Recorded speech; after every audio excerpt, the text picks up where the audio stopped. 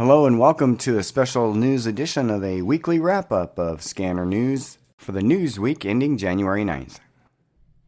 On Saturday morning around 8:30 a.m., Rhoda Jane Ingraham, 81, was last seen leaving Dome Rock Manor in Gering, Nebraska. She is missing. Jane drives a white 2004 Buick Park Avenue, license plate Nebraska, 21 County, D499. Approximately 5'2" and 100 pounds, may be seen in a wheelchair or walking with a cane as she has trouble with her right leg. Strawberry blonde gray hair, typically wears a blonde-colored wig, and wears glasses most of the time. Usually has a band-aid on the right side of her nose and under her right jawbone. She could possibly be heading towards eastern Nebraska.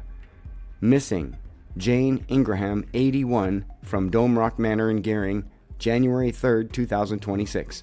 Please call the Gering Police Department with any information you may have about Rhoda Jane Ingraham, 81, Nebraska, license plate 21 D499.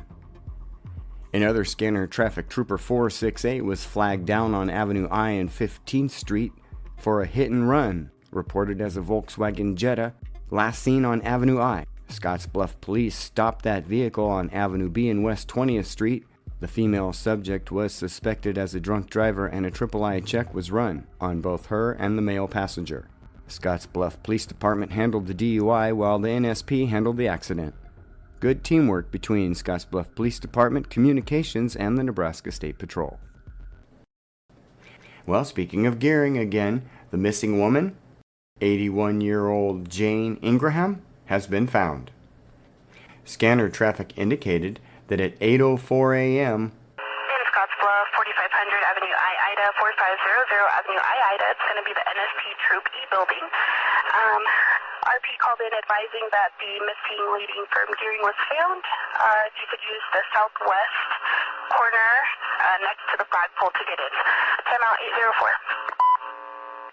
804. When Regional 1 asked for a reason for response, dispatch stated that she can't move. They're advising that she can't move. That's all they said. 81-year-old female found lying on the ground. We're currently in Vantage facility with an 81-year-old female found laying on the ground. Is complaining of some body pain. Is able to answer questions appropriately. Is refusing any kind of medical treatment. Unclear of all the details here, but sure are glad that Mrs. Ingraham is back. And our missing teen from North Platte has returned. We heard from the parents directly that 16-year-old Brooklyn Miles has been found safe. In other scanner traffic, there was an overdue party from Lincoln that was supposed to be back in Scottsbluff, reported to the State Patrol. Trooper 174 found that subject and asked dispatch to advise the niece that everything was 10-4. The man reported that he was having some diabetic issues but was getting that taken care of and heading back to Scottsbluff. Monday night after 9 p.m., visible flames were seen coming out of 2 Kitty Court, and the call came in, structure fire, 2 Kitty Court, Terrytown. Unfortunately, major damage was suffered. However, we are thankful that no one was injured and that the flames were extinguished quickly.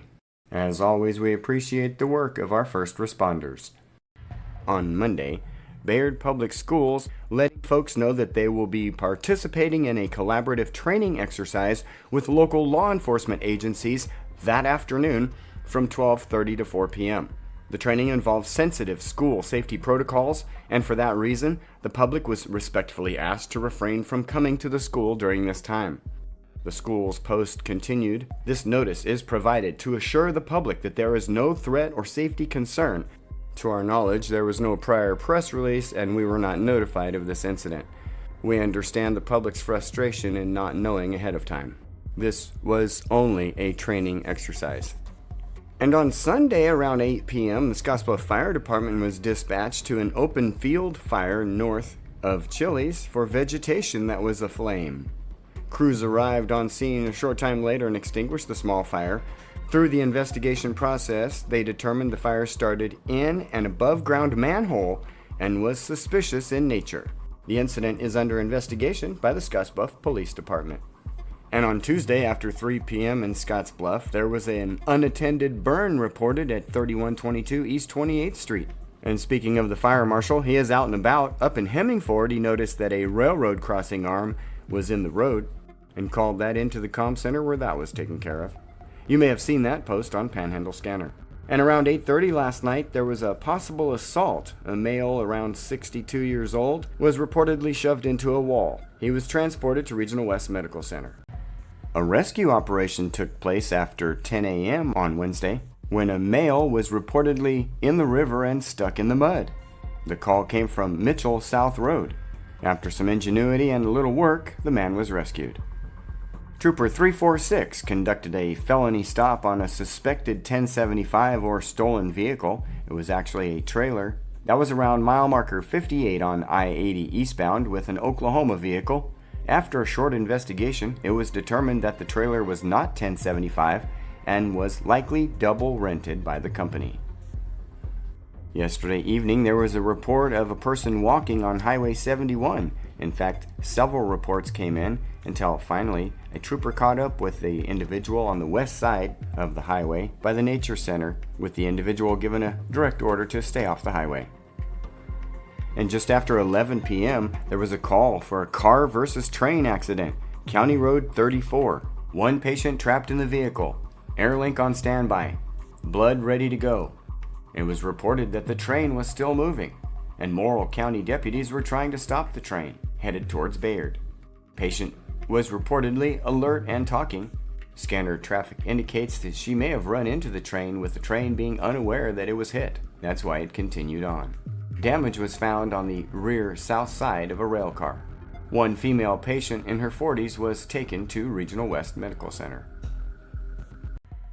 Yesterday, just before noon, scanner traffic indicated a training exercise from the fire department on a potential fire victim. It is always appreciated when law enforcement and fire personnel give the public a proper heads up to these training exercises. Today is Law Enforcement Appreciation Day, and it doesn't take a big gesture to make a meaningful impact. Often it's the simple, thoughtful acts that remind officers their service is seen and valued.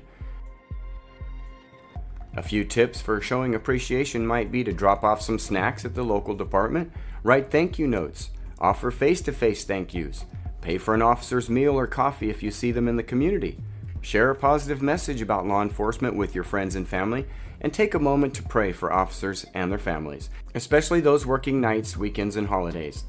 Behind every badge is a person and a family, carrying the weight of service together. Let's be intentional about our gratitude, not just today, but every day.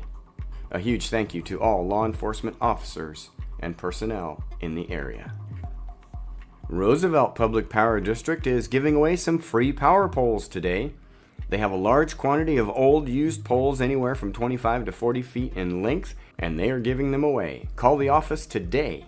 If you missed calling the office yesterday, bring a trailer today and check in with the office to see if any more are available, or give the office a call at Roosevelt Public Power District.